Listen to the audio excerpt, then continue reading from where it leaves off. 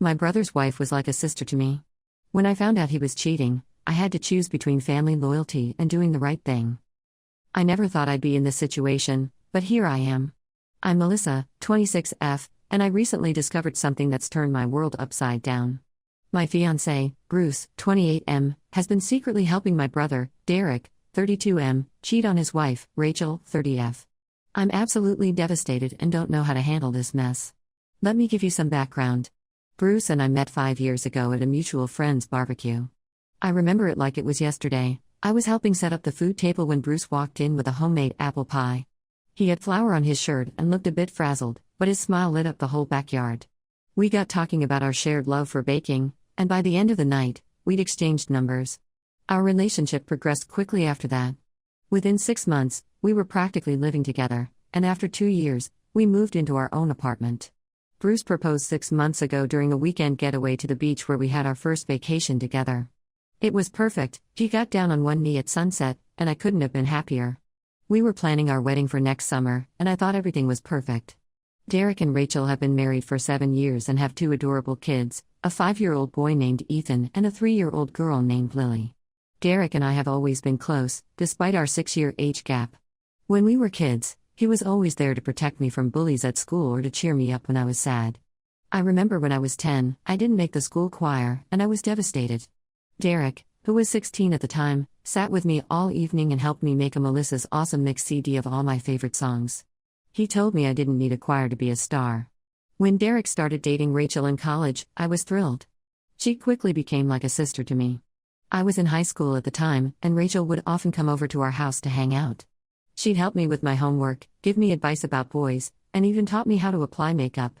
Their wedding was beautiful, and I remember thinking I wanted a love like theirs someday. Rachel has always been there for me too. When I was 20 and going through a bad breakup, she was the one who showed up at my dorm room with ice cream and tissues. She listened to me cry for hours and then helped me plan a glow-up week to boost my confidence. It was during that week that I decided to change my major from accounting, which I hated but thought was practical, to culinary arts, my true passion. Fast forward to last week. I was at Derek and Rachel's house, helping Rachel plan a surprise party for Derek's upcoming birthday. It's a tradition we started when Derek turned 25. Every year, Rachel and I team up to throw him an elaborate themed party. This year, we were planning a 90s throwback party, complete with a Blockbuster video wall and a Nintendo 64 gaming station. While Rachel was putting the kids to bed, I used Derek's laptop to look up some party supply websites. That's when I noticed an email notification pop up from Bruce. The subject line read, cover story for Thursday night. I know I shouldn't have, but curiosity got the better of me. I opened the email, and what I read made me feel sick. Bruce was helping Derek coordinate his meetups with some woman named Vanessa. The email contained details about a fake work event Bruce was supposed to corroborate if Rachel asked any questions. I scrolled through the email thread, and it became clear this had been going on for months. Bruce wasn't just covering for Derek, he was actively helping him plan these encounters, suggesting places to meet and even booking hotel rooms sometimes.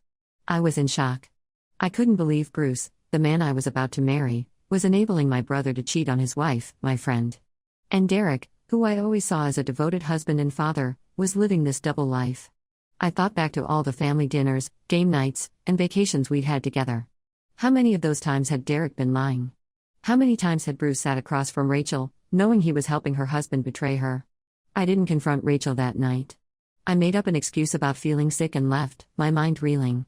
Over the next few days, I tried to act normal around Bruce, but it was hard. Every time he touched me or said I love you, I felt like I was going to throw up.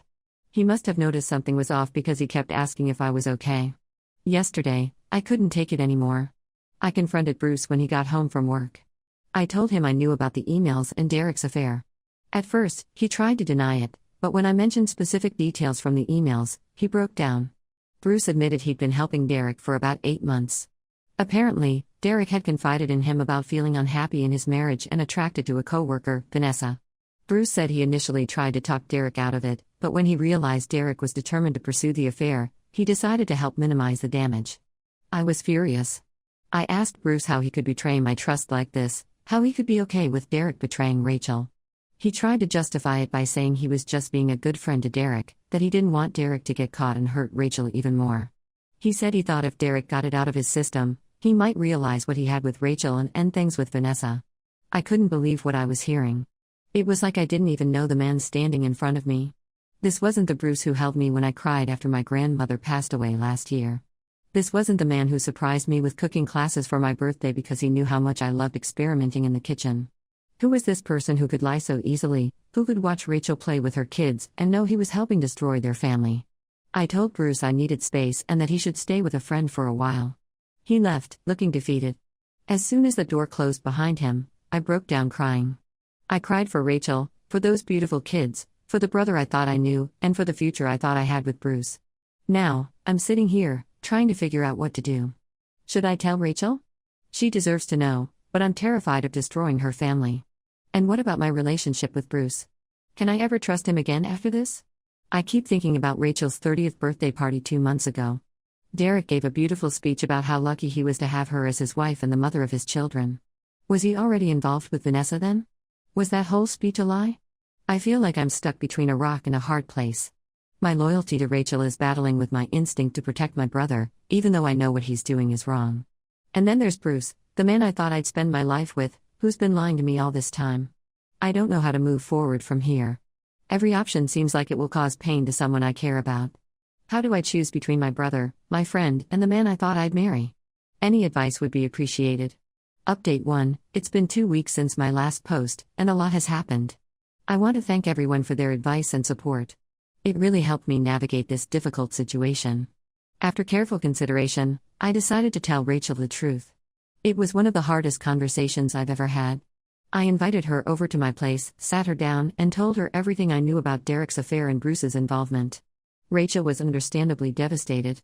At first, she didn't want to believe it, but when I showed her the emails I had screenshots of, reality hit her heart. She broke down crying, and I just held her, feeling guilty and heartbroken. It reminded me of when we were younger, and she'd comfort me after a bad day at school. Now, here I was, being the one to cause her pain.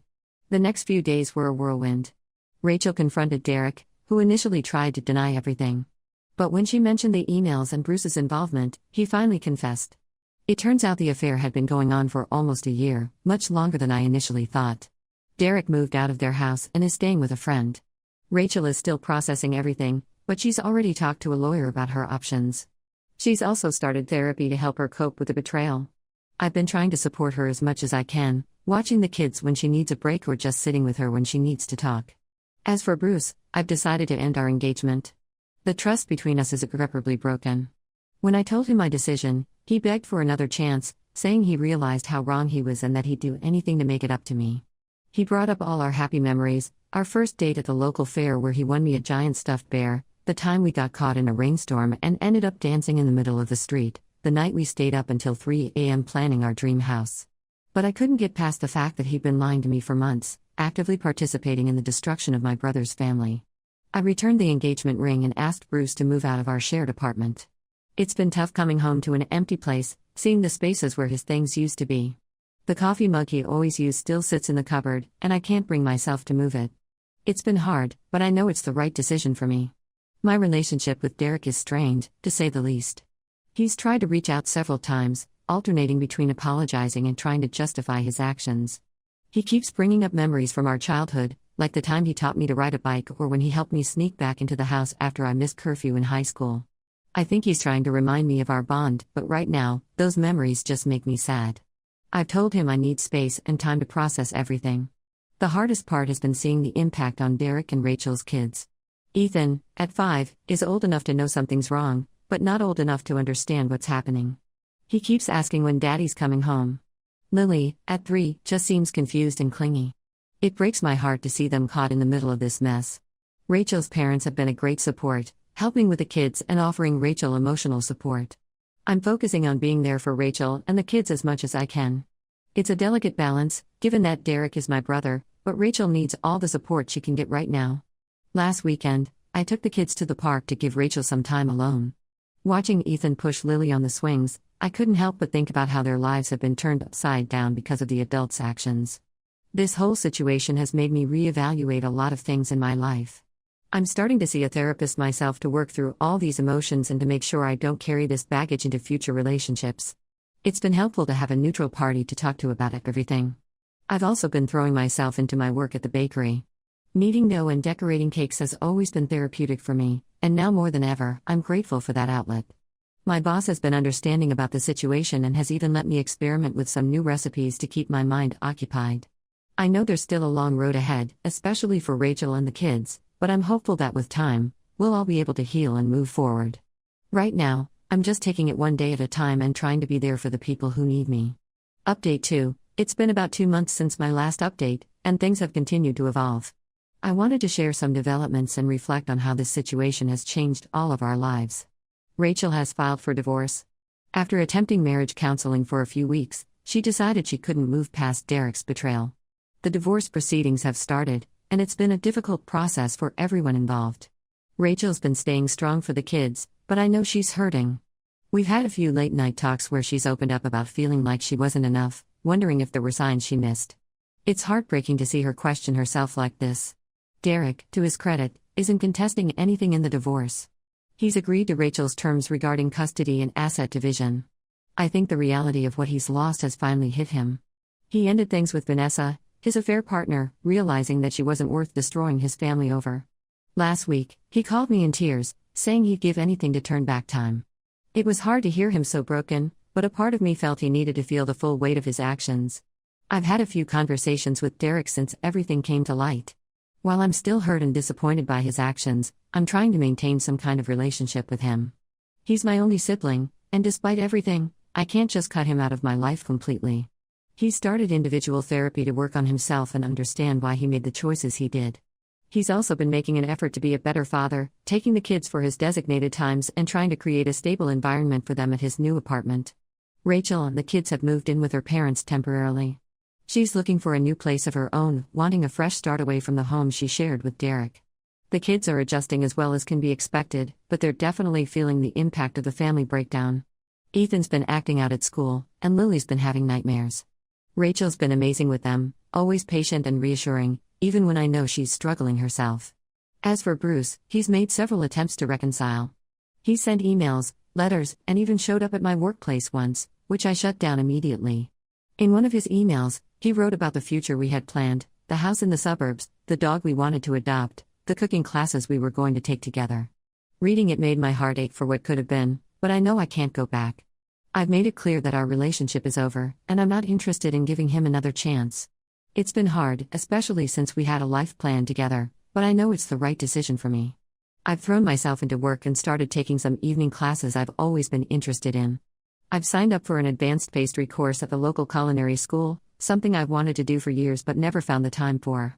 It's been a good distraction and a way to focus on personal growth during this challenging time. Last week, I made a perfect chocolate soufflé for the first time, and for a moment, I felt like my old self again.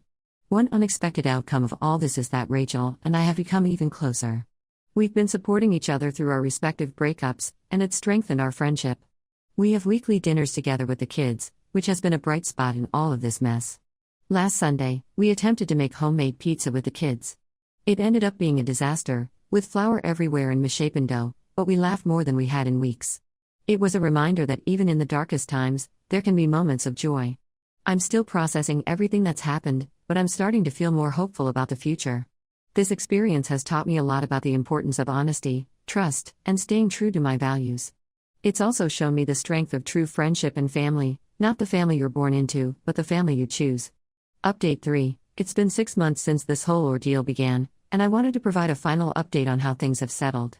Rachel's divorce from Derek was finalized last month. She's moved into a new house with the kids and is slowly rebuilding her life. She's started a new job at a local marketing firm and seems to be finding her footing as a single mom. The kids are adjusting well to their new routine, splitting time between Rachel and Derek. Ethan's behavior at school has improved, and Lily's nightmares have become less frequent. Last weekend, I helped Rachel paint the kids' new rooms. We went with a space theme for Ethan and a fairy garden for Lily. Seeing their faces light up when they saw their new rooms was a beautiful moment. Derek has maintained his commitment to therapy and is working on being a better father in person. He and Rachel have established a civil co-parenting relationship, which I'm grateful for, especially for the sake of the kids. They're not friends, but they can be in the same room for school events and kid handoffs without tension. Derek and I are slowly rebuilding our sibling relationship, though it's different now. There's a level of trust that's been lost, but we're working on it. We've started having monthly dinners, just the two of us, to reconnect and work through our issues. As for me, I've made some big changes in my life. I decided to take a job offer in another city, about 3 hours away from my hometown. It was a difficult decision, especially given everything that's happened with my family, but I felt like I needed a fresh start. The job is at a high-end patisserie, which has always been a dream of mine. I'll be working under a renowned pastry chef, and I'm excited about the opportunities for growth and learning. Moving has been bittersweet. Packing up my apartment brought back a lot of memories, both good and bad. I found the playlist Bruce made for me on our first anniversary, and for a moment, I was tempted to listen to it. But I packed it away, along with other reminders of our relationship. It's still too painful to revisit those memories. I haven't heard from Bruce in a while now. Last I knew, he had moved to a different state for work. A mutual friend mentioned he's been seeing someone new, which stirred up some complicated feelings. While the pain of his betrayal has lessened, I'm grateful for the lessons I learned from that relationship. It's taught me to trust my instincts and to never compromise my values for anyone. Rachel and the kids came to help me move into my new place last weekend. It was chaotic and exhausting, but also full of laughter. We ordered pizza and ate it sitting on boxes in my half-unpacked living room. As I watched Rachel help Ethan and Lily make a fort out of the empty boxes, I felt a surge of love and gratitude for this little family that stuck by me through everything. This experience has changed all of us in profound ways. It's taught me the importance of honesty, the value of true friendship, and the strength that can come from facing difficult truths head-on. I've learned that family isn't always defined by blood, and that sometimes the most painful experiences can lead to unexpected growth. I'm not going to pretend it's all been easy. There are still days when I feel angry about what happened, days when I miss Bruce and the future we had planned. But those days are becoming less frequent. I'm learning to focus on the present and the possibilities that lie ahead. My new city is full of unexplored cafes, parks, and neighborhoods. Yesterday, I discovered a small bookstore tucked away on a side street. The owner, an elderly woman named Margaret, recommended a book about self-discovery. As I sat in the store's cozy reading nook, sipping tea and starting the book, I felt a sense of peace I hadn't experienced in months. While I wouldn't wish this experience on anyone, I can say that I've grown from it. I'm more confident in my ability to stand up for what's right, even when it's difficult. I'm more appreciative of the genuine relationships in my life. And I'm more committed than ever to living authentically and with integrity. As I start this new chapter of my life, I'm cautiously optimistic about what the future holds. I'm excited about my new job, looking forward to exploring my new city, and open to the possibility of new relationships, both friendships and maybe, someday, romance. But for now, I'm focusing on myself, my career, and being there for Rachel and the kids. Thank you all for your support throughout this journey. Your advice and kind words have meant more than you know. If there's one thing I've learned from all of this, it's the power of community, even an online one, to help us through our darkest times. I hope my story can help others who might be going through similar situations. Remember, it's okay to prioritize your own well-being, to set boundaries, and to walk away from relationships that no longer serve you.